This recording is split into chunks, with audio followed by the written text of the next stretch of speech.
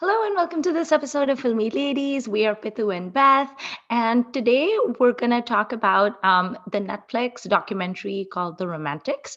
It released on Valentine's Day, and unless you've been living under a rock, you know that it's about Yash Chopra. Yee! The director that we most associate with romance and the one who has given us my favorite Shah Rukh Khan movies. And I know that Beth has been working on a Yash Chopra project for a while now. So I'm going to start this episode by having her talk about it. Also, because this is not a movie that we're reviewing, there aren't really any spoilers. So you can just tune in to this episode, whether you've seen The Romantics or not. Yeah. Okay, go for it, Beth. So I realized like a month ago or so, that I hadn't seen quite as many of Yash Chopra's films as director as I thought I had, because there are 22 or something like that, quite a few. So I've decided that 2023 is the year I will complete his filmography, and I have but 2 films left now. I have seen everything except Joshila, which I started this morning, and Mashal. So I've left till the end things that no one ever talks about. And I had seen a lot of the big ones fairly early on. And of course, when you start watching Hindi films in 2005, you are confronted with Veer Zara right away. So there's a lot of them I've only seen once. And my favorites are Waqt. Shashi Kapoor losing his mind on the witness stand is one of my favorite moments in all of Hindi cinema. It's so dramatic. I love it. Yash Chopra really knows what to do with Shashi Kapoor. That could be a whole other podcast that we could do sometime. That one, not Trishul, Kalapatar. I love that one. Again, so dramatic, so interesting. Nobody ever talks about the working class very much, so that's great. I know it's adapted from a novel, which I've never read. It's fantastic if you've never seen it. And then Dar. I love Dar. It's so creepy. Side note for my non-Hindi speaking friends, Dar with English subtitles is very hard to find as a streaming thing unless you're willing to pay for it, which was surprising to me. Our beloved Einthusan.tv does not have it with subtitles, but it does have it. So I'm going through as many of the films as I can, as fast as I can. And there are certainly some that I saw a long time ago that I don't remember, like Fasle. I've seen that. I don't remember anything about it except there are horses in it and Farouk Sheikh is there. That's all I remember.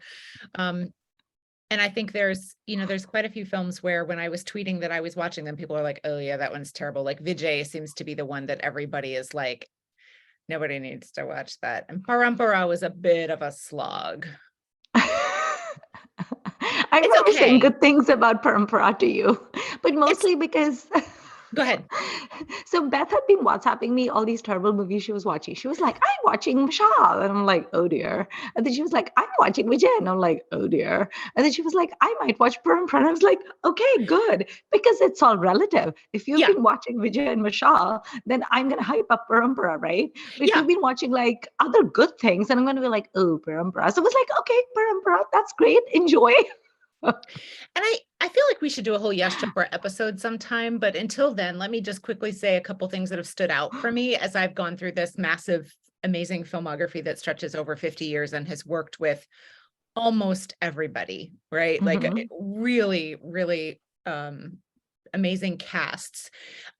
This director really knows what to do with the large group of people we will call character actors. I feel like they deserve a better name than that, a name that indicates something bigger than that, maybe, or maybe I just don't know what character actor means in this context. But, Manmohan Krishna and all these people who appear over and over again, he's really great with Anupam Kher, for example, who I think is somewhere between he's never the hero, but he's way more than a character actor. So, these kind of uncles in particular, and like Iftikhar and all these guys, like he's so good with all of these people and gives them something interesting to do, which I really appreciate. And then I love that his movies don't have comedy uncles, by the way, because comedy uncles really grate on me. I don't like them. I love that there's no comedy uncles. That's right. He doesn't have a comic side plot, does he? Because I don't need it. Comedy side plots are for the weak. Yes.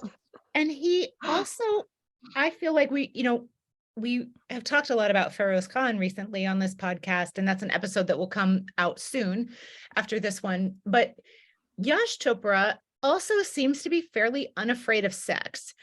and Yes. letting adults be adults, and especially letting women be grown-ups, which is Hmm. quite amazing and refreshing. And like, yes, he'll, I was just watching a song in Joshila where Dev Anand and Rocky, ooh, that's not a Hmm. pairing I need. That He's is very good. odd. Did they have any chemistry at all? Because I I can't mean, see I've it. just seen the one song so far, but I don't think I will like it.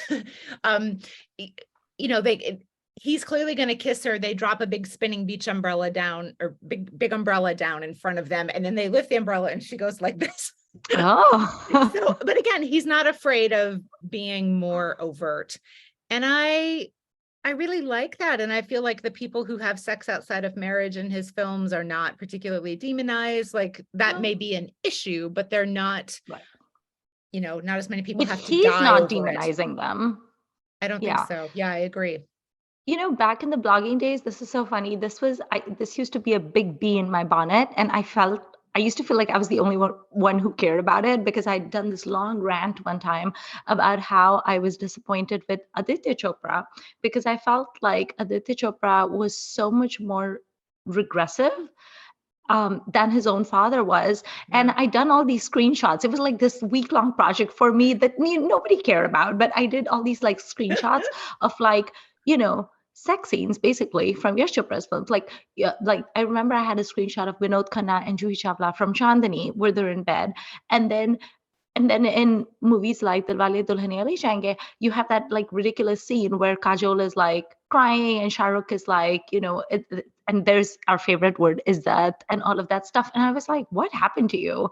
Meanwhile, Yash Chopra's movies have such a healthy attitude in comparison. yeah, And I don't remember what I wrote in that blog post anymore, but I literally had like, I came with the receipts. I had like screenshots from Yash Chopra films, like multiple ones, where it is very, very obvious that his characters have been having sex, and that does not make them bad or any of right, that rubbish, and they're right, not like the vamp or anything.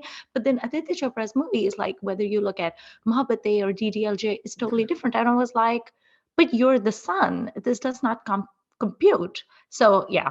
Anyway, I digress. But this was like a big thing for me when I was doing my blog, because I was like, I do feel like Aditya Chopra's movies are more regressive than Yash Chopra's are. yeah. If anyone out there, feels like embarking on a Yash Chopra project of their own, I feel like it would be very interesting to go in chronological order so you could watch ideas come and go. So in advance for the Romantics Architectural Digest, India did a piece about kind of the look of Yash Chopra's films, and they interviewed me for that, which was very, very kind of them. And they were asking me about kind of the themes or the types of films that he did, and I was trying to think about, are there eras to his films, and I think I really would need to rewatch them in chronological order to see, because I feel like there's several threads that he's interested in throughout his career. Family is Mm-hmm. one of them for sure. Family as a metaphor of the nation Mm-hmm. state, the national identity, that kind of thing. And then also obviously romance, although not, I feel like he has this reputation for being the most romantic director, and I don't think he is at all. I feel like his stronger films are the ones that aren't primarily slanted that way, but also he's always got so much going on. And I think he's trying to say something with romance other than just like, oh, a love story. Not that there's anything wrong with simply being a love story, Right. but I don't think that's usually what he's really doing. And I think it has to do with showing people's self-determination and choices and things Mm-hmm. like that. But anyway, if someone embarks upon such a project, please let me know. And I will also plug friend of the podcast, Professor Rachel Dwyer from SOAS in London, film scholar, has written a biography of Yash Chopra that I have just requested from the library and cannot wait to read. Oh, yay. It's always surprises me when people who, well, you'll say something like, oh, I love, Kala Pathar or whatever. People are like, oh, yeah, who made that? And then you're like, Yash Chopra. And they're like, no, he didn't. And it's like, Sure yes, did. you can go Sure look at did. his IMDb. Um, it's funny, isn't it? Like, he is considered like the most romantic director, and he has made a lot of romances. And of course, this documentary is also called The Romantics, but he's also made like who very few people would associate Kalapathar with Yash Chopra, because they're like, but it's not just the working class, it's also like coal. It's like coal country. Who It's literally associates that dirty. with Yash Yeah. Chopra? It's literally grimy and Yep. dirty, and it's not pretty at all. And people have coal streaks on their face. And it's like, could that possibly be Yash Chopra? So I do think that his romantic movies got so much adulation and became such like iconic movies that it kind of like eclipsed the other films he's done. And unless you really are into movies and you're into Yash Chopra movies, people just think that he's just a romantic director, and he's not. No, I feel like what happened maybe, of course, I was not there at the time, is that Sridevi and Shah Rukh Khan eclipsed the rest of Yes. his movies somehow among the people who are talking on the internet, which is, a large part of how my opinions and my understandings have been formed. I think that's honestly what I happened. mean, they were just these gigantic comets, weren't they? And they just like went like, and then also the music, because I Sure. don't particularly care for Yash Chopra's music in some of his earlier films. Mm, Like for example, like Kala Patthar, like whatever. I don't care about the soundtrack of that film. yeah. But then you have the music in Chandni, and you have the music in Lamhe, and you have the music from Dar, and it's like that music is Mm, so meaty and good, and it stays with you. And I love that one scene in the romantic like part of his whole interview where someone said to him like, why do you have like songs or whatever, and you should have like action scenes? And he's like, no, songs are much more valuable because songs stay with you. Like mm, even afterwards you remember the song. And that's so true. I know people who are not necessarily big fans of like Dil To Pagal Hai, or they're not necessarily big fans of Chandni, although how you can't be a fan of Chandni is beyond me, but okay, like different strokes. But they still like the music of it, mm, and they still like the dance numbers in it, like all mm. those choreographed numbers that are picturized on Sridevi. They still like those. So it's just also his movies are just really pretty, aren't they? They're very pretty. But I remember we were talking about this in the Kala episode where I was saying that one of my pet peeves is when people pay so much attention to like prettiness that everything becomes about that. Sanjay Leela Bhansali is definitely very, very guilty of this, and Kala was disappointing for the same reason. What I love about Yash Chopra's movies and also to some extent Karan Johar movies, is that yes, they're always pretty and they're always very polished and beautiful, and the wardrobes are gorgeous, but it's in serving to the story. The Yeah. story never has to take a backseat, and we're not just fixating on motifs on people's saris. It's like, the story really is the backbone of everything, and the performances are great. So what was your overall feeling about the romantics? Like, did you love it, did you like it, or did you think it was just okay? Um, I'm gonna say overall, I thought it was above just okay, but I walked in with a couple of preconceptions. I'm not sure where I got them, so I don't blame this on the film. This just is a thing. I thought it was going to be about Yash Chopra. It's not, right? Primarily, it's not. It's about the Chopra sort of world and their company. I was Yeah. very interested to learn more about the company. That was quite interesting to me. I care much less about Aditya Chopra. I just don't care for his films. And but hearing him talk obviously is unusual and was You very mean you don't interesting. think Mohabbatein is like the greatest film ever? How I could you? mean, the producers of this documentary seem to like it, but that's another story. And then the other thing is, I didn't really learn as much as I thought I would. Um, I guess I thought it was going to be a little bit more, I don't think investigative is the right word, but I just thought there'd be kind of In more depth. in depth, more common, more like thoughtful critique and whatever. So, like, thank God Anupama Chopra and Donald Tucker were there to talk about um things from a critic's perspective. Someone on Twitter pointed out to me that they really wish there had been more behind the scenes people involved, and I would Yeah. definitely echo that. Like, get Mhm. more writers, because Salim Khan is there for like 2 clips or something. He doesn't really say very much. There's a casting director, but like really hearing more from the people who create the films would have been Mhm. really, really interesting. And I understand that that may not have made it as attractive as the giant list of star cast, but since so many of those stars actually were wildly underused, like poor Juhi Chawla said basically nothing, like, so I felt like a lot of those people could have been eliminated and it would have still been really interesting to have. And like Ranbir Kapoor has not been in a film directed by Yash Chopra, so Yeah. like, I mean, Shamshera was not directed by Yash Chopra, so no, it's a YRF film. right. Befikre was Befikre directed by Aditya Chopra? I've not seen this film, Yes, it but also sure he wasn't was. in Befikre though. Right, that's Ranveer. So I just felt like Or like Ayushmann Khurrana, who I thought he was fine, but I would have sacrificed him for some people who were more intimately connected with the workings of these places. And they did have some of the studio chiefs, right? Like those guys Yeah. were more interesting. So I wanted this to be different than it was. I just felt like I felt a little bit shortchanged, to be honest, because I wonder how the people who have worked for Yash Chopra and worked for YRF and have honestly contributed so much to being what it is, I wonder if they felt shortchanged too. For instance, one of the things we associate with Yash Chopra films is cinematography.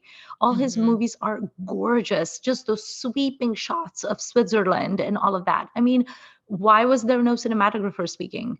It doesn't have to be the exact cinematographer who's worked with him, because I think part of the problem is that a lot of that crew is probably very old now, and who knows if they are able to converse and stuff like that. But you can have a younger cinematographer talk about it, or you can talk about a cinematographer who hasn't even worked on Chopra films, but who perhaps found his inspiration in a cinematographer.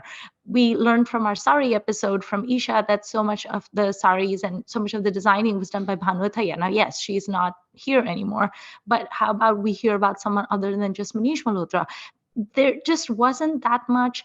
I felt like, what about Lata Mangeshkar? She is the voice of Yash Raj cinema. You can't even start a Yash Raj movie without her voice in the beginning. Now, of course, she's not here either, but you could have asked Asha Bhosle to speak. She's given a lot of songs too. So I just felt like, why weren't these people who contributed so much to his films not there? But we have to listen to Arjun Kapoor, whom I do not care for. We have to listen to Bhumi Pednekar. I don't care about her either. And then we have to listen to Uday Chopra talk about his imaginary country that he came up with when he was a teenager. I do not care about your imaginary country, Uday Chopra. Like, what? Let us I was talk just rolling about my eyes. let us talk about the Uday Chopra of it all, because there is so much. And while He is, by the way, the executive producer of this I series. know, I mean, you could So tell, even if you didn't know, you would be able to tell. I uh, I feel I like that am sigh says it all. Yeah, I mean, I emerged from this having different thoughts about him than I went in with. I don't care about what my thoughts about Uday Chopra are, man. Like, he's not very relevant, especially compared with everything else that could have been talked about with more relevance here. So, like, that seemed like a peculiar use of your time resource. But if that was the only way to get this produced and out, then that's Yeah. okay. But Yeah. and hearing him, because he is obviously, I would say, the most famous nepotism flame out of the last 20 years. I'm sure there's Yeah. some others in there, right? But like, um, he's the person people point to prove that there's no nepotism, including his own brother. It seemed like, Yeah. oh my God, we can get into that. But I know. so kind of I hearing was him rolling my eyes so hard. say like, I wasn't getting the roles that I wanted, and I should have leaned into the thing that people seem to want to see me in. Yeah, that's good. That's actually interesting to hear, but we could have just had that and like let the rest of it go, and maybe see him I don't even think they named the international film that he was a co-producer on. Like, they showed him at the film festival, but they didn't actually name the film, I don't think. And I was like, oh yeah, I remember that happening, but I don't remember what it was. I know it was a movie on Grace of Monaco, and I Oh, think that's Nicole right. Kidman That's played her, right. but they Yeah, didn't yeah, mention yeah. it. But yeah. Yeah. So maybe show that, because the whole like international tie-in things, those are Yeah. involvement is interesting. But I just didn't, or maybe even talking about him bringing back the jacket for DDLJ or whatever, since people Yeah. love that so much. Like, okay, because I'm not going to pretend he's not involved. He is involved, but we just didn't need that much. And like, give that time to a writer, a cinematographer, a musician, like literally Mhm. anyone else. Was there even a single musician who spoke? Now, again, with Shiv Hari, who gave the music for Chandni, we don't have Shiv Kumar Sharma anymore. I don't Hari think there Prasad Chaurasia is was. like 85 or 90 or something, so he's not going to speak. But like some musician, like, I don't know, Jatin Lalit or something, it was so strange to me. I was like expecting all these names. And even the people that they did have that I was very interested in hearing from, they had nothing to say. I mean, you pointed about Juhi Chawla. she had very little to say. Madhuri Dixit was completely underutilized. And then the best part is when you have Rishi and Neetu together, and I did enjoy very much seeing Rishi Kapoor. Yeah. It was very nice. And I did like the things that he had to say. But Neetu had nothing to say. She was just nodding along and smiling. I was like, Neetu Singh was a gigantic star in her own right. She's not just Neetu Kapoor. No. She's Neetu Singh, the star. She had nothing to say either. She was just like nodding along. And I'm like, why isn't she saying anything? It was just, and then Ranveer saying, "Oh Lord, save me from Ranveer Singh." I mean, I have to assume that there was an angle that he was providing that the director was really, the creator was really interested in some way. And whether I didn't pick up on it or it couldn't make the edit for some reason, I don't know. Because he didn't add as much as his time on screen would suggest, I don't think. Who do you mean by he? Ranveer Rishi or Singh. Ranveer? Yeah. Ranveer. Oh, Ranveer was just, he was so annoying and performative. I love that part where he was like, and when I say I love, I actually hated it, where he was like, I'm going to say this Amitabh Bachchan dialogue. I was like, no, I don't need you to. We have Amitabh Bachchan for that. I can just go on YouTube and look at that clip. I don't need you to do it. He was just treating it like an audition reel. And then he's like, all the self-congratulation where he's like, Adi thought that I have a 25-year-old career. I was like, okay, focus. This is not the Ranveer Singh biopic. This is a biography on Yash Chopra. Can we not? He was so annoying. And we're at year 13, son. So you've used up half of it. Exactly. And you made Circus at your midpoint. So, which by the way has just landed on streaming. A lot of people informed me, and I was like, thank you for letting me know. I will not be watching it. Nobody cares. So that was very annoying. How did you feel about Aditya Chopra? Because I was kind of blown away, to be honest. I was like, ooh. So as I've stated multiple times, I actively dislike DDLJ. I need to rewatch Rab Ne Bane Dojodi, to be honest. Befikre. Okay, can I confess something? I love DDLJ. Will you still be my friend? I mean, yes, I'm used to it. I know I'm the outlier, and I fully accept, like, I did not watch it at the formative stage that most people I know who love it do. I've met plenty of people who are like, oh yeah, I revisited that as an adult and I'm less into it, but I can't say I didn't love it when I was 12 or it happens. It's fine. It's just Shah Rukh and his dimples, Beth. You can't, sure. I can't. I'm a weak person, Beth. And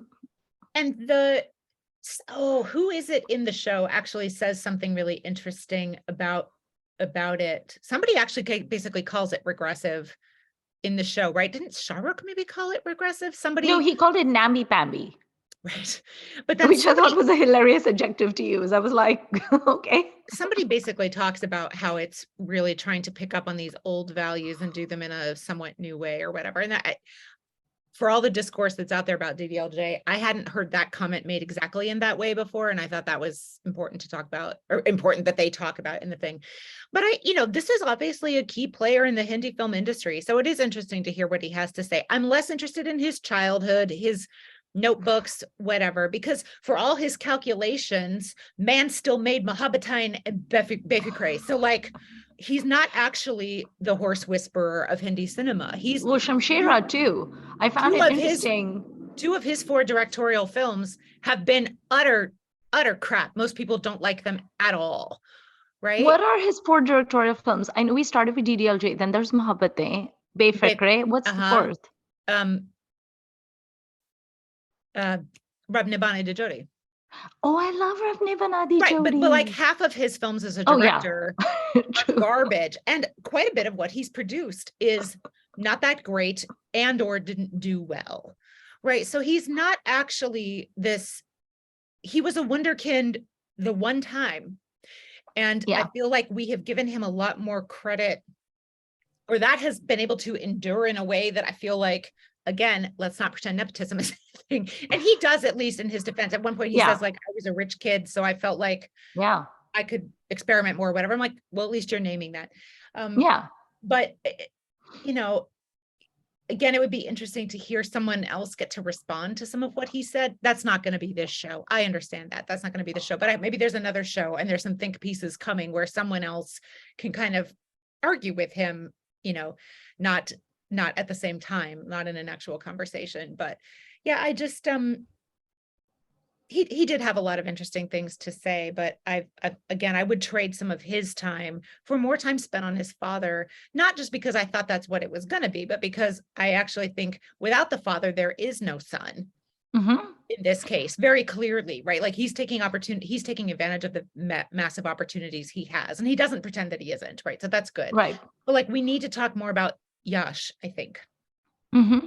It's also interesting because, like, yes, I think when Aditya Chopra kind of like burst on the scene with DDLJ, and it was his very first film, it was his debut film, and it was such a gigantic success, Right. and still is.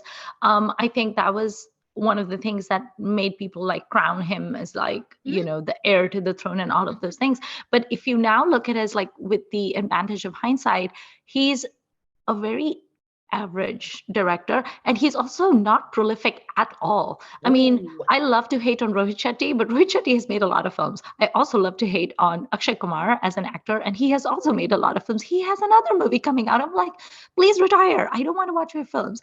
But look at the humongous gigantic body of work that Yash Chopra has left behind, and then look at yeah. what Aditya Chopra has done. I think really at his core, Aditya Chopra is a businessman. And there's nothing wrong with Yes. being that. No. He is a businessman, and he has grown Yash Raj into this ginormous business Mhm. empire that it is. And you only have to compare the Chopras with some of the other film families, like when you compare it with, say, the Sippis. You know, the Mhm. Sippis can't get over fighting to the point where one of my friends just WhatsApped me the other day because he finished watching The Romantics, and Vivek was like, "Why is there no interview or whatever about Sholay?" Like Sholay is his, according to him, the greatest film ever made, like in India. And he's like, why can the Sippis get their shit together and talk about it? Because they keep fighting. So Mhm. you have all of these like huge names from the past, and they don't matter anymore because no one from their younger generation managed to, you know, take the torch forward. And we know these people are not going to allow outsiders to do anything anyway. So you're basically resting all your hope on your gene pool. But I think at least with Aditya Chopra, he's made Yash Raj what it is, because I don't think Uday could have done it. No. But yeah, to me, Aditya Chopra is more of a businessman, more than like some auteur. And I liked hearing what he had to say about the business side of it. I Yes. also liked how they kind of like put Yashraj in the context of India, like the Yes. globalization and Yes. everything.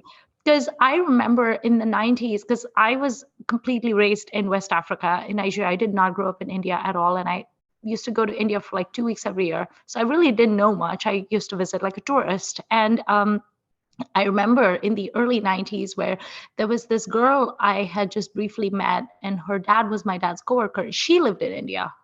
Her mom and her sister lived in India. And she was telling me about all these things that were happening in India. She was like, do you know we have more than one TV channel now? We have multiple TV channels. And I was like, really? Because we didn't. Yeah. We basically just had the one local channel in Nigeria, and we had BBC Africa. That's it. We had two channels. I was like, you have multiple? How many channels do you have? And she was like, we have like 5 or 6 now. There's like Star and there's Z. And I was like, oh. So I remember being impressed back then. And then I remember like my dad and all of his friends would talk about Manmohan Singh, sorry. And they would talk about like the liberalization and all of that. And there was so much excitement in the air because my dad basically left India because there were no opportunities for Mm. someone like him. Everything was so like hard and red tapey and bureaucratic and impossible. And then you just saw India just kind of like burgeoning and becoming this massive player in the world. And so I liked seeing the evolution of Yash Raj along with sort of like Indian society and markets and everything. I found that very interesting. Like it appealed to my nerdy side. I agree. That was super interesting. I do have a problem with how they presented it though, Mm. because was it Coke that they kept showing? Coca-Cola, I Coke, think. McDonald's. Right. There was Coke in India in the 60s. You can see it in the films, right? So what they didn't say is what had happened fairly recently before that. Right. So like you talk about all these international companies coming in, some of them had already been there and then they're kicked out and then they're brought back. So like Mm-hmm. it's not just it flattened that story in a way that I Right. thought was actually really quite a disservice. And like Saif Ali Khan, bless his heart, who like also I feel like they could have done without because Yeah. isn't he just I in did enjoy his bits though. yeah, he came off as a lot smarter than a lot of some of the other people. And he Yeah. actually talked about, he at least mentioned economic policy. And like, Hmm. one thing I did really love about this whole series is it is a film industry. It is the film Yes. business, because we can talk about art and emotion and all these things as much as we want, but if they don't make money, these things won't happen. And that's just an unfortunate situation of, I don't know, global capitalism or whatever. Hmm. Because arts have to be produced by something, and whether it's royal patronage or capitalism or whatever, like, so Yeah. I was actually really glad that they dug into that. And I know there's academic books and papers and things on this kind of thing, and I would love to actually learn more about this, because um that's a side that most of us are just like, and we kind of wave it away, and we kind of talk about box office a little bit, even though we can never really get good numbers and, this kind of thing. But talking about audience taste, audience wishes, combining with economic policy and realities of things like distribution, when they started talking about distribution, that was also really interesting to me as well. Hmm. Or like, the multiplexes are coming. Seth, you are the guy for the multiplex. And like that Yes. would be another, like, I could take another 5 minutes on that, because that's also a time frame that I remember, right? So that's there's Right. a memory. So yeah, that was a real strength of this, that I feel like because of the people they happen to be able to get to interview, probably some other projects wouldn't be able to get as much of that, but I could have used more. Like, That was it's very 4 hours long, and I could have used more on so many things, which is fascinating, because like, what did take up the bulk of this time other than Mohabbatein? I couldn't tell you. Like, oh God, so many clips from a movie that almost nobody liked. oily, shirtless Uday Chopra. I always Unnecessary. love watching like movies and documentaries with my mom because my mom is not a movie buff by any stretch of the imagination. She doesn't like them. Like, she's like very, very meh about it. And I'm the exact opposite. So it's very interesting because her responses are essentially the responses of like a normal Indian person who is okay with movies, but is not as Mhm. they're not in their own head as much as I am. Right. So it's always fun. So we were watching this documentary together, and she was very interested in it. And then there was the point where Uday Chopra like says he was like, I wanted to be a hero. I wanted to be a leading man, not like the comic Ali from Doom. And I'm nodding along because I'm like, mm-hmm. And my mom just burst out laughing. And then it cut to the scene of Uday Chopra, who's like oily and shirtless with his vest. And he's like looking longingly from Mohabbatein. He's like, and I suppose your heart is supposed to be a flutter because of that. And my mom literally burst out laughing. Like she almost choked on her tea. And I was like, what is happening to you? And I was like, this was the reaction that the audiences had. Yeah. How, why didn't you lean into what you were good at? And it was also very interesting to me because I remembered this because of the comment you made about Seth, because Seth spoke about how he was like, this was it, like the multiplexes, like this was going to be his in. And that is what Seth played in the beginning. Like, Dil Chahta Hai, Kal Ho Na Ho, Salam Namaste. He was always the urban guy. And then, of course, he impressed all of us with Langra Tyagi and Unkara, a risk that I can't believe paid off, but it did. But it's also funny because Shah Rukh talks in the movie about how he always wanted to be an action hero. And Yeah. he has recently spoken about it even with Pathan, where he was like, I came to be an action hero. I wanted to be an action hero. I did Dar, I did Bazikar. I did not want to be a lover boy. And I love that bit where he didn't want to do DDLJ, but he was too passive aggressive to say no. And Aditya Chopra kept courting him. And finally, Aditya Chopra was like, listen, it's totally fine if you want to do DDLJ. I'll get someone else to do it. It's okay. But you need to do romantic movies because in this country, if you want to be a superstar, and I thought it was so genius, he said, Mm. in India, if you want to be a superstar, you have to be every mother's son, every, what did they say? Every something and every Every college girl's girl's, yeah, fantasy. every girl's brother Yes, and every every college girl's brother and girl's. every college girl's fantasy. And I Yeah. was like, brilliant. And the fact that he posited that way to Shah Rukh, where he was like, you don't have to like the movie. You don't have to want to be a lover boy. You don't have to like romantic films. But if you want to be a superstar, you're gonna have to check this off. I loved that that's how he got Shah Rukh to it because that just makes so much sense. I can see Shah Rukh doing a film because it's going to propel him to stardom Mm. and then call the same movie Namby Pamby. And I just also thought it was hilarious that it's like he has basically also become a romantic hero, which he fought so much against. But then eventually he was like, fine, whatever. And what, so many 30 years after he debuted, he finally got to do Pathan, which is like an out and out action thing. So it was also very interesting to me, where it's like people want you to do something, the audience wants you to do something, and you rebel against it. And it just seemed like maybe you shouldn't be rebelling against it so much, because the audience has essentially told you what you're good at. And the Udays who can't pivot suffer, and the Shahrukhs who get the hint do well. And then you see that also with Yash Chopra, don't you? Where he said his films were flopping. He felt he'd lost his pulse on the audience. And so he started doing these like action movies, and they showed the clips of Anil Kapoor. And he started doing Vijaya and Mashallah Joshila, your favorite movies, Beth. And then he was like, and then they all flopped. And he was like, what the heck? So let me ask you something about some of these movies, which this is not quite on the topic of the documentary, but did the documentary change how you thought about any of his films, make you want to revisit any, make you want to watch any you hadn't already seen, or make you kind of go like, oh, I'm not as into that as I remember, or whatever? Like, how did it shape how you feel about even Yash Raj films or Yash Chopra's films? So I think I also have, to some extent, fallen into the trap of thinking of Yash Chopra as the person who makes these like big epic romances and sweeping romances and stuff, because honestly, those are the movies I love and I rewatch. I have seen Vijay and Mashallah, and they were terrible. Okay, I've seen them once. I don't need to see them again. And I was a captive audience when I saw them. I did not seek them out. I saw them on TV in India. They were playing, and I was like, okay, I'll give this a shot. And it was horrible.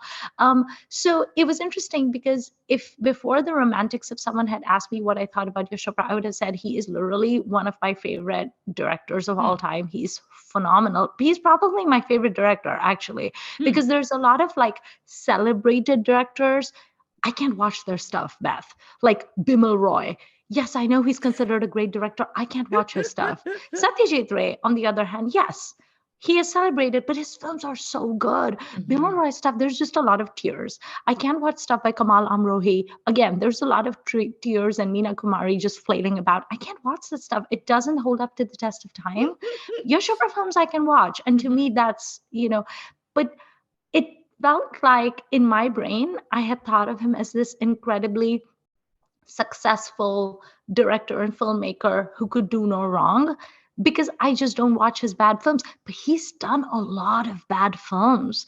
And I know that this documentary was supposed to like completely valorize him and portray him as this genius, because let's face it, it is produced by the Chopras. So of course they're gonna, be like, Yash Chopra was perfect and magnificent. He's done a lot of bad stuff too. So I think we kind of forget with these very celebrated people that they've done a lot of missteps as well. So in some ways, I think I stopped putting him on the pedestal I had him on. Which I think is which is good, right? Yeah. But I don't think the Romantics intended for that to happen. I love that I wish they had repeated this in every episode, but in the first episode, right after the credits, they actually say what they mean by romantic. And it means, right, they say it's a dreamer, someone who's maybe not realistic.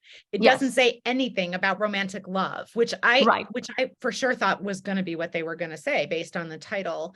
And based, as we've discussed, on that being the thing that so many people seem to associate with Yash Chopra first, even though I feel like if you actually, as a director, I think he's really only got 4 films that I would say are primarily romances, and they are in the second half of his career. So there's Chandani and Ramhe. Silsila. Oh yeah, I guess Silsila. Yeah. Okay, so maybe 5. Then there's which there was no mention of.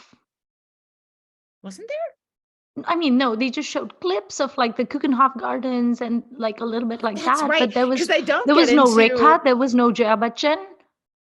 I mean, understandably also, right? But like, but Rekha is and like, as Amrita said in our party song episode, like, man loved to stir the pot, right? Like, I think that's where she said it. Maybe that was a text. I believe the phrase she used was messy bitch. Yeah, like Yash Chopra obviously had a taste for I would say using his influence to create the project he wanted, however he even at the expense of some of these people's personal mental health, probably. Now, could they have chosen not to do it? Sure. But, but I'm glad he did. I take back my number of romances. It's obviously higher than that, but it's not everything by any means that he does. So it's interesting what you just said about how like it seems like a little bit of like social like arm twisting, that he did. I wonder. And one of my favorite anecdotes is actually about Sunny Deol, because Mm, as you know, I'm Sunny Deol. And this would not be the Filmi Ladies podcast without mention of the Deols. right. And I have to tell you about Dar. So because I have read so many, so many, so many interviews of Sunny Deol, he really had a gigantic bone to pick with Yash Raj, and he held a grudge until the end of time, because apparently when Yash Chopra wanted someone to do Dar, his first choice was Sunny Deol as the Navy captain, and then for the role of the crazy guy, he was like shopping around, and then he decided upon Shah Rukh. And Sunny Deol was a gigantic superstar at that time, and Shah Rukh was not. And he goes up to Sunny Deol and he says, "This is the story." And Sunny Deol is like, "Okay, but who is the hero of this film? Because I am a superstar." And he goes, Yeah. "Of course it's you." And Sunny Deol is like, "Okay, I just want to make sure I am the hero of this film," because I think he was concerned that he was not going to get the footage that he deserved, and that this movie was going to be basically completely fixating on Shah Rukh. And Yash Chopra was like, "No, you are the star of this film. You are the hero." And we all know that was not true. And there was a very candid interview I once saw of Sunny Deol. It's on YouTube. I can link to it. And in that, the interviewer asked him, "Why were you so upset about Dar?" And he said, "Dar did not make any sense to me." And he gave an example, which I actually think is very correct.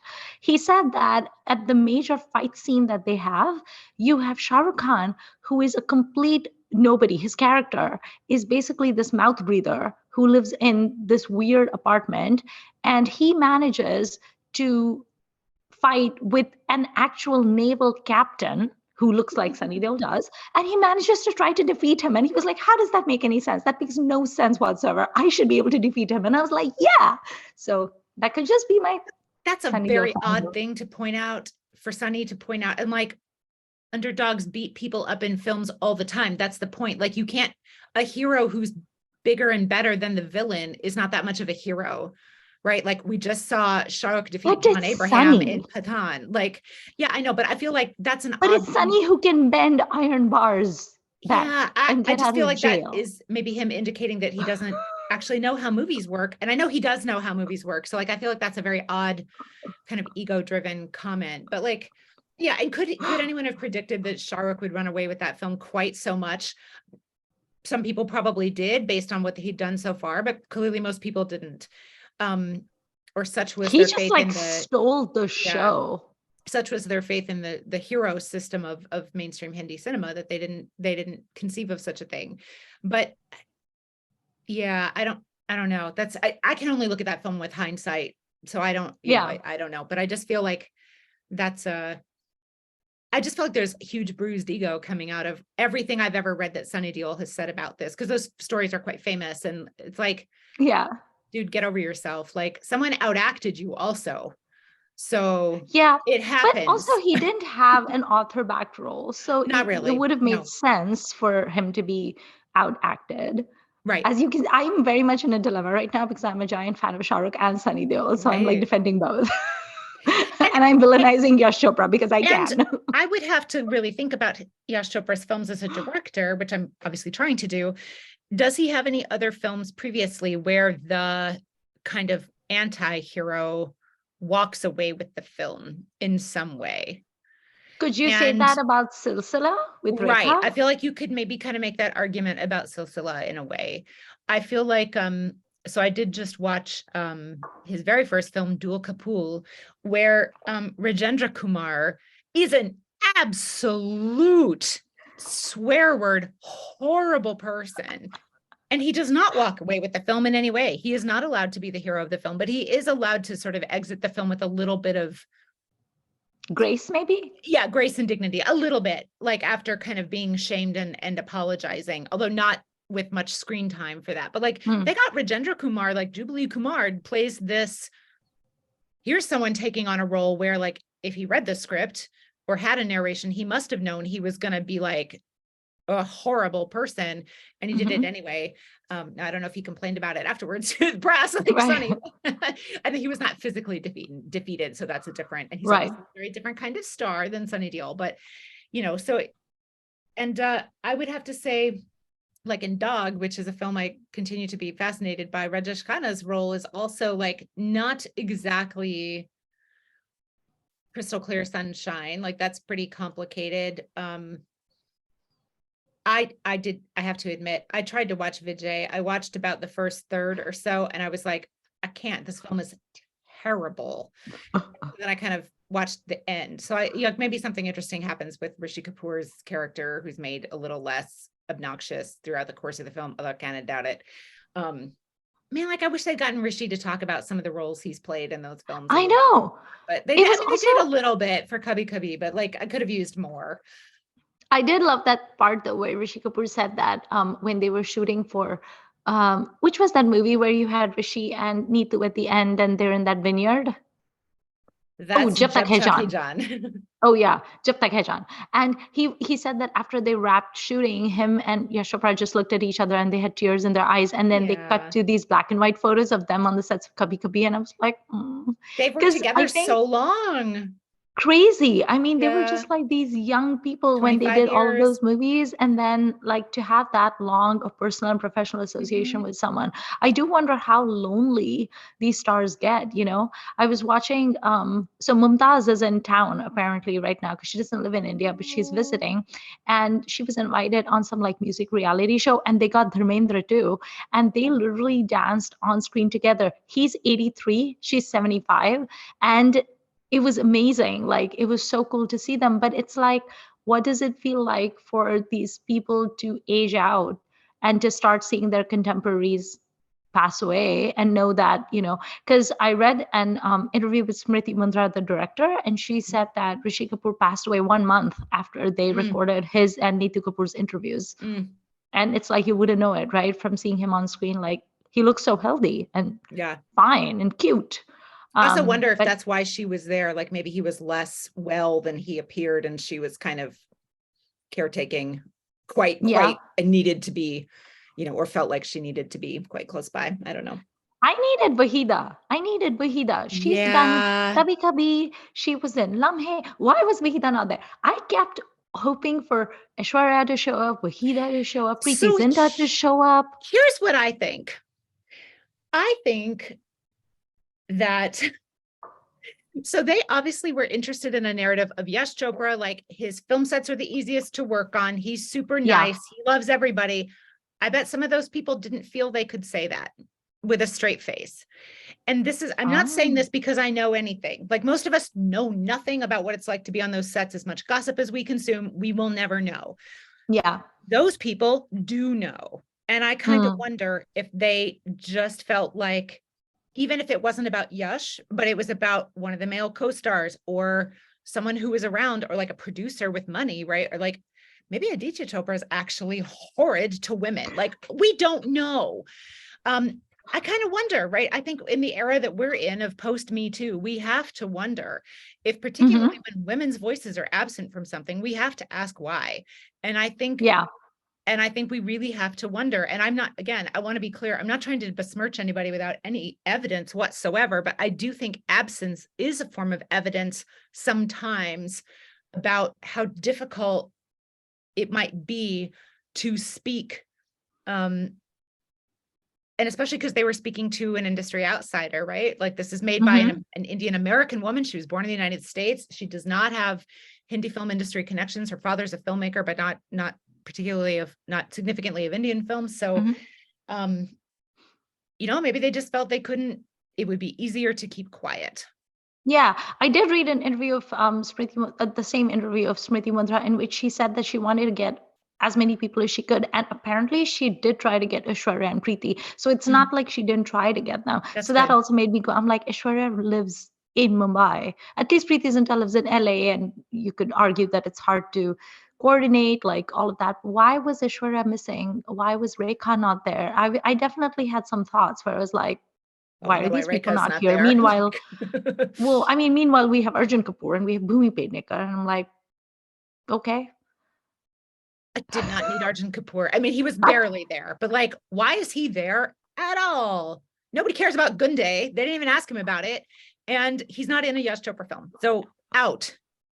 If you have not been in a film directed by either either Chopra, you should not be in here if you are an actor, right? Like the behind the Right. scenes people, more of them, but get rid of these people. Or like Abhishek. I actually really like Abhishek Bachchan as an actor, and I feel like he probably does have some quite interesting insights, a few of which were Oh yeah.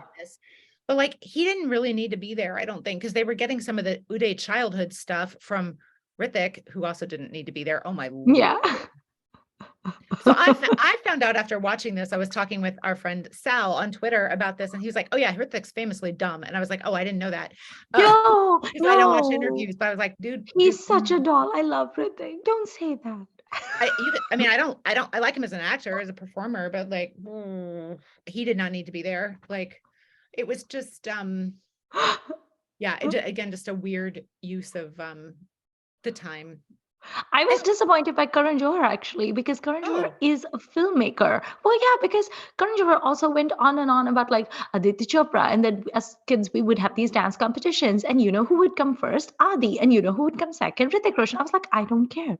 I truly do yeah, not that's care. not that important. You're a filmmaker. Why don't you tell us about how Yash Chopra influenced you as a filmmaker? That could have been What more have of you that. Yeah, essentially stolen from him? Like, stuff like that. I mean, there's so many Karan Johar movies that if you see some clips of his films, you could mistake them for a Yash Chopra film. sure. Yeah, You he know, is the inheritor of this, he is very much, yeah. Yeah. I mean, Kabhi Alvida Na Kehna has some shades of Silsila. Hmm. And then all of those chiffon sari scenes that he does, those are very clearly like, Hmm. if Aditya Chopra wanted to be as different from Yash as possible, I think Karan Johar very much wanted to be Yash Chopra, Sure. you know?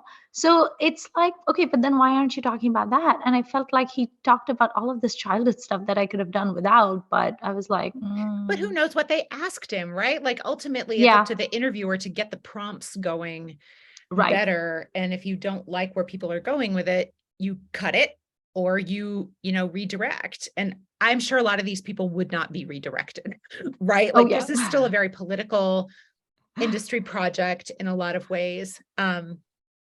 So, you know, Amir was there in like a blink and miss it thing. And I was like, wait, Amir is here? And then he was gone. And I he was like, is the oh, one okay. exception to my, if they're not in a Yash or Aditya film, to include, because I actually, well, and he is obviously in Parampara, but like this is the one. Oh, yeah. I had He's actually forgotten. would be much more interesting than a lot of these people, I think. And he Oh, did, for he's sure. like, I come from a film family. This is, this is important in the sort of business of this. So like I wanted Mhm. more from him. I actually He's suspected, also extremely well spoken. yeah, I mean, the dude yeah, is smart and he's yeah, very, very well spoken. yeah. So, I mean, I love Hrithik, but Hrithik is not well spoken. So, yeah, I could have done with more Amir. Um, Mhm. there's just, where was Javed Akhtar? Why was Javed Akhtar not You there? wonder, right? You wonder. Yeah, I was like, He seemed to be a very obviously missing person, especially because we have to acknowledge Yash Chopra's role in The Angry Young Man, mhm. which he never, I feel like, again, he doesn't get enough, there's not enough talk about that. That is very overshadowed by Chiffon Saris. And I'm not just saying this because I love 70s films so much. Like this is a significant, significant part of the history of Hindi cinema. Mhm. Yeah, so why wasn't he there? I know. That was strange too. I have another point I want to ask you about, and I think you are quite Mhm. uniquely positioned to comment on this. Oh. So one of the threads that came out of this to me that I wanted more of, but at least it was there. There's a couple times where specifically Aditya is talking about um, being Desi versus Western influences in films and things like that. Mhm. And I think that's super fascinating. Obviously, Yash Raj films in general, like the global Desi is a big deal. And they almost always do mean Western when they say global, right? Like they don't Yeah. mean Indians in China. Like no one talks about that. Yeah. People in Europe, Australia, the US, Canada. They don't Um, mean Indians in Africa either, which no, is they what I don't. am. No, they don't. But at the same time that these guys are saying this, we're seeing this footage of them wearing head to toe American branded stuff, or Yeah. like even if they're behind the scenes, that's what they're wearing, or they're wearing Mhm. jeans, which are Right. global, but also are very American, Very right? American. And like baseball hats and all this stuff. So like, I feel like you're kind of saying this one thing, but I'm not sure I feel that you actually back that up. And I would love to know more about kind of how that feels to Indians, whether in India or like yourself, diaspora. Mhm. What did you think about that? It's Or did weird that even stand out because to you?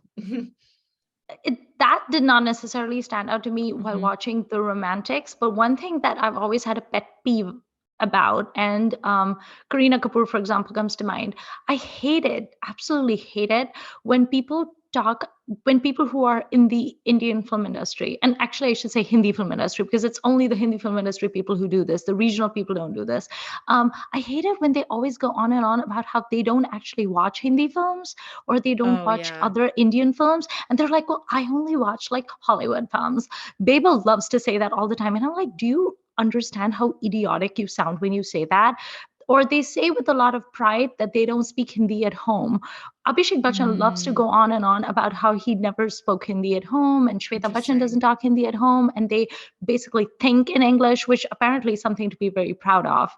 And I'm like, you just sound so unequipped and silly. Like, I don't think this is the big like, this is not giving you any cred whatsoever. Right. And You don't need to be Saif proud of Ali that. Khan, yeah, Saif Ali Khan has done the same thing. It's like your Mm, mom is literally the niece of Rabindranath Tagore, right. and you're proud of the fact that you Right. can't speak a word of Bengali. That is Right. not something to be proud of. I'm sorry. I mean, I grew up in Africa, but I learned to speak Hindi. I learned to speak my mother tongue Marathi, and it's fine if you don't speak it well. That's totally fine. We're not here to shame people who, but for people who are born and raised in India, who make their money from the Hindi film industry, Yeah. and then to go around tom-tomming how they're far more American and Western, and they went to college in America. I'm like, that is so off-putting. And it just kind of is kind of gross, I think. And I think that because they live in this huge bubble where they're Yeah. all like that, they don't understand how off-putting they are to others. And I'm in a weird position where I am of Indian origin, but I didn't really live in it. I've lived in India for some total of 5 years of my life. That's it.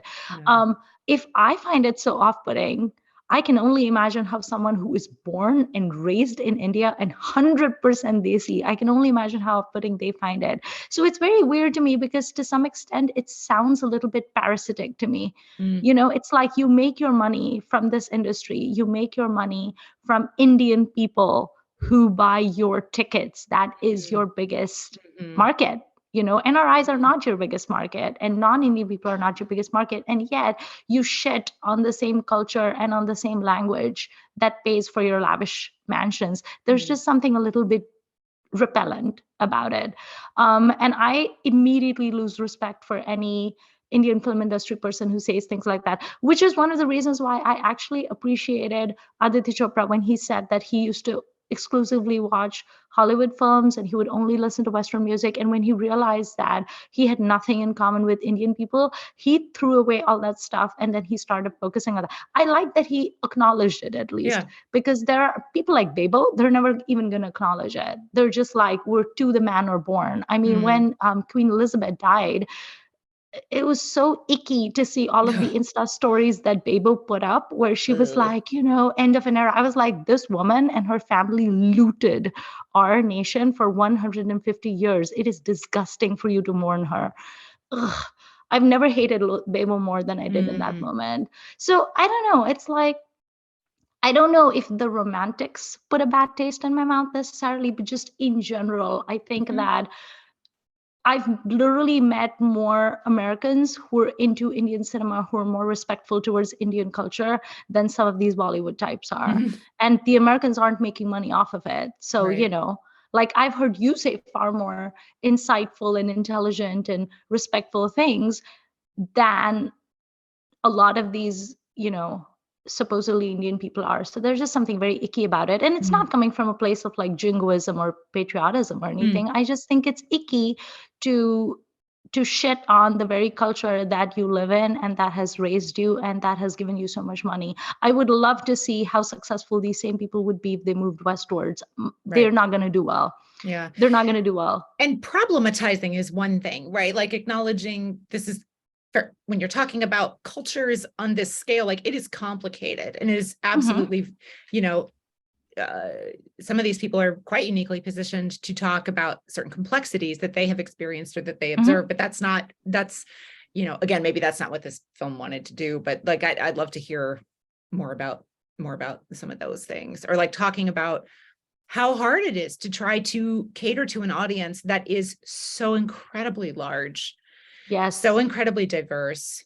Even if we're just talking about the Hindi speaking world and it's in India and the diaspora, right? Like even if we're putting aside other Indian audiences, but even just Hindi speaking audiences globally, like that's a tremendously diverse group of people.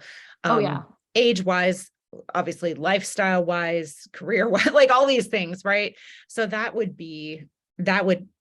just to say someone is the Hindi audience, that doesn't really narrow it down terribly much.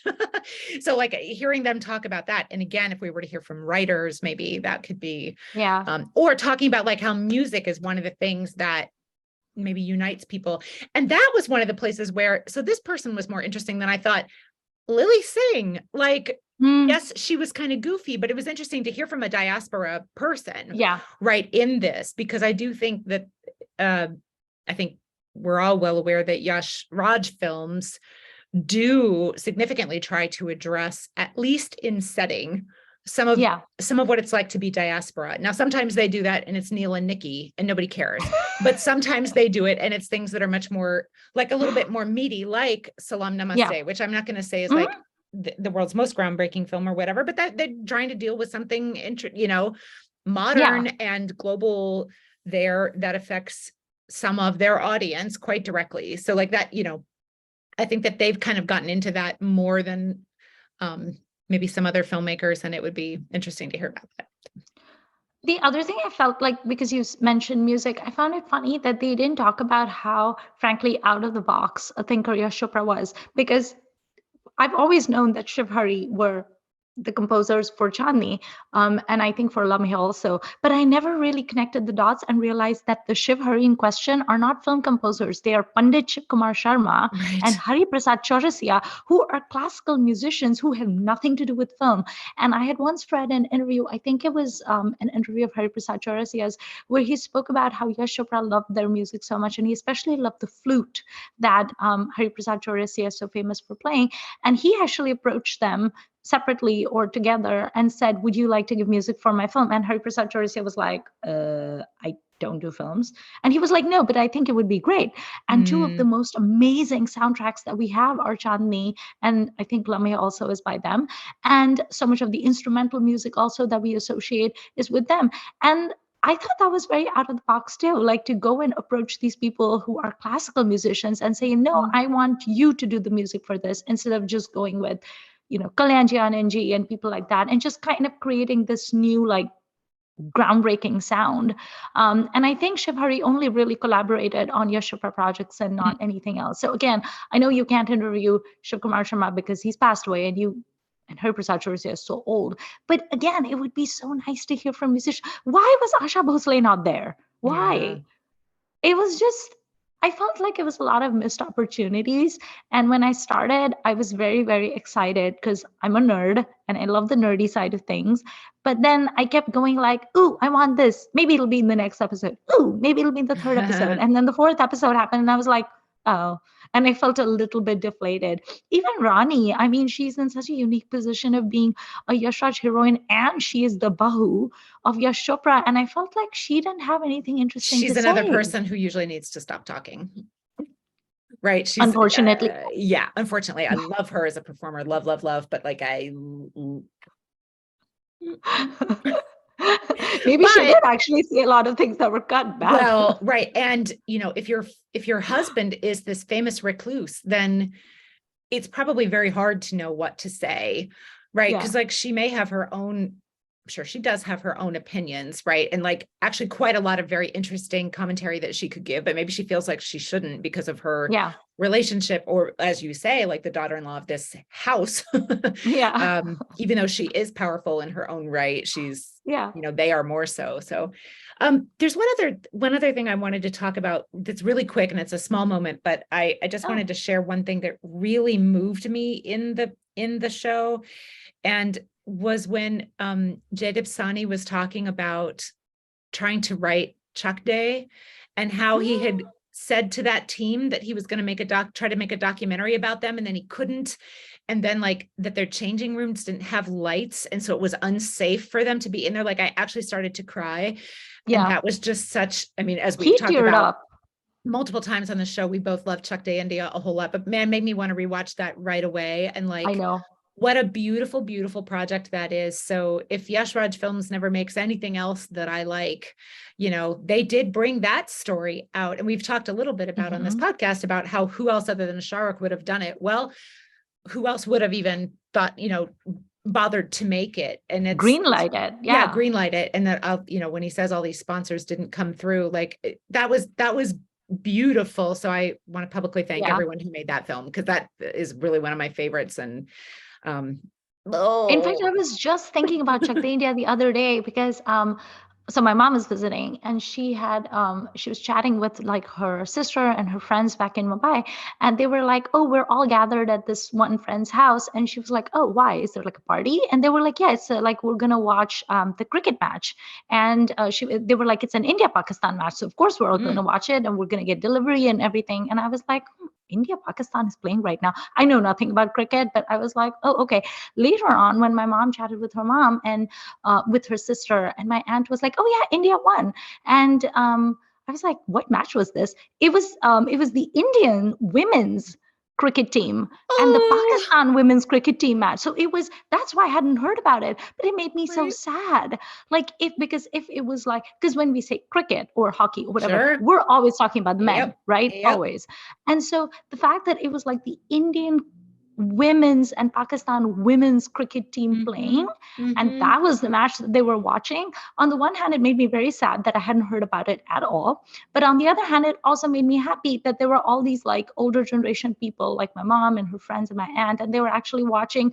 They gathered at a friend's house to watch this match. And I was like, I like that. I like that mm-hmm, y'all like cricket enough to watch the women's match, because how many mm-hmm, people do?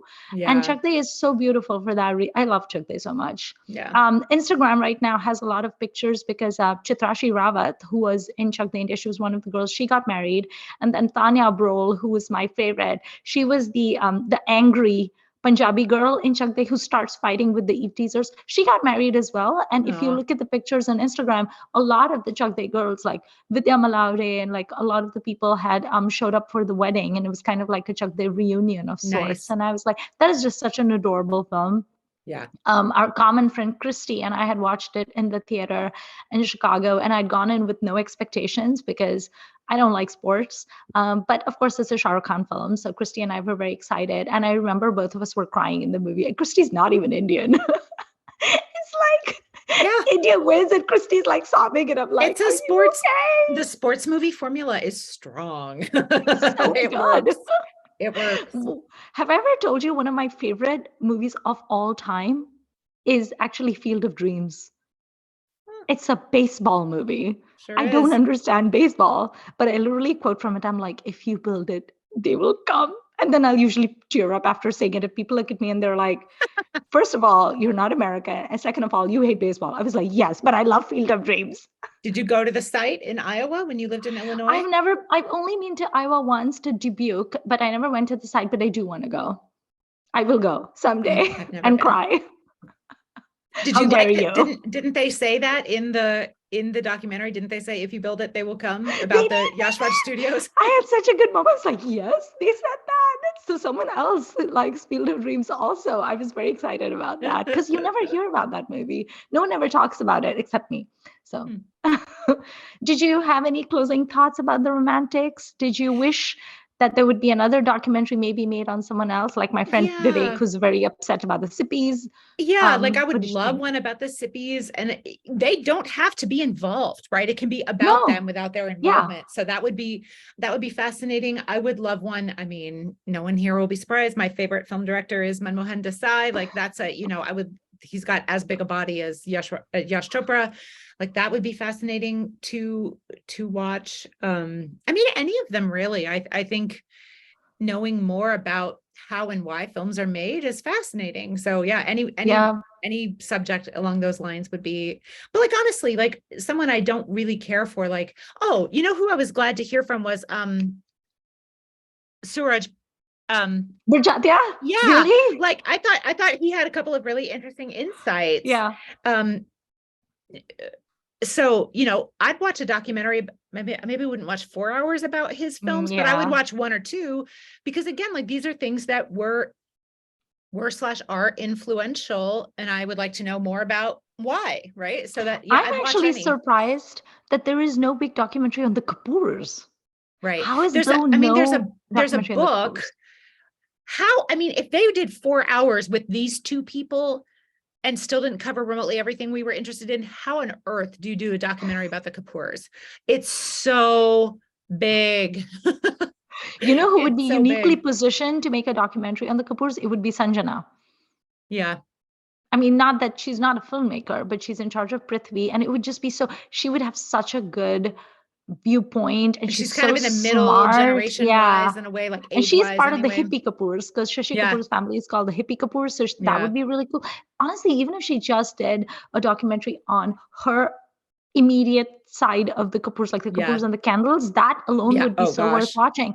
But it just really feels like, as much as the Kapoors go on and on and on and on about their last name and go on and on about RK, they never really say anything of substance about it. None of them do. And that's sad to me. There's a really interesting biography of them that I can recommend. The author's, I'll put it in the comments because the author's name has escaped me at the moment, but I feel like every episode I try to name someone and I realize I can't come up with a name. This is what being in your 40s does to you. It's real. And the pandemic. But I will Also, put it our there. brain is so filled with like things that we think are important but are actually trivial. So, there's Right. that too. Like, we have to dedicate mind space to important things. Yeah.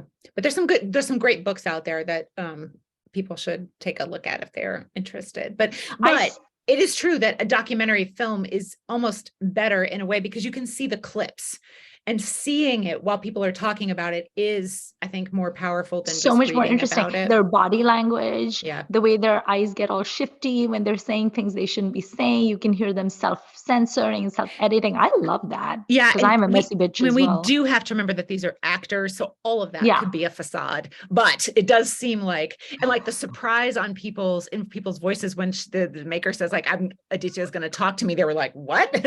Yeah. So even if that was put on, there's a reason it was put on. And that was very interesting. So what about you? I definitely want to read Kulam Kula. I still have not read Kulam Kula. It's so annoying. So I also have that and have not read it. So maybe we should do a book club episode like a month from now. Give us time to read it. Let us both read Kulam Kula and then talk about it. And then maybe we can ask Amrita if she's read and she can come, because like, oh my God. Because Kulam Kula apparently has a lot of like really juicy stuff. I mean, talk about being messy. Rishi.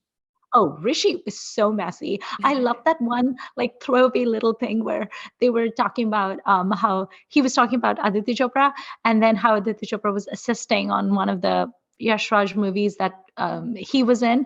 And then he just like goes, nobody cared about him. Which is such a Rishi Kapoor thing to do. It's like, nobody cared about him. He was so dismissive. I was like, that is your friend and professional collaborator's son, and he's a director in his own right. I love Rishi Kapoor, such a messy bitch. Long may he live. I know. Okay, well, thank you for joining us for this episode of the Filmi Ladies. We had so much fun talking about the romantics. We clearly had a lot to say. And if you've watched the documentary and you have some thoughts you'd like to share with us, let us know in the comments. Don't forget to like and to share and subscribe. We are on YouTube, Spotify, Apple, and Google Podcasts. We're everywhere. You can tweet to us. You can Instagram us. There's lots of ways to get in touch with us. And if you have any cool ideas for future episodes, do let us know what suggestions you have. And thank you for watching. Bye.